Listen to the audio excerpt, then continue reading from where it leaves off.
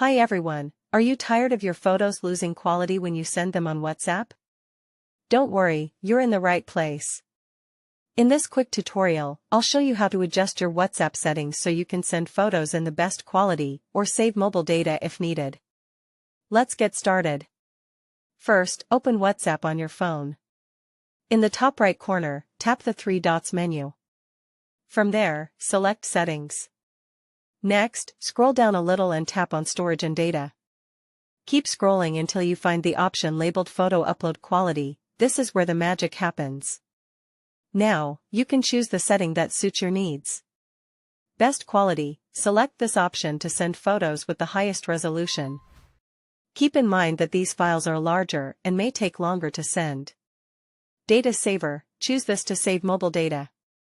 Photos will be sent in average quality, which is quicker and uses less data. And that's it. With just a few taps, you can control how your photos are shared on WhatsApp. If this video helped you, make sure to give it a like, share it with your friends, and hit subscribe for more helpful tutorials.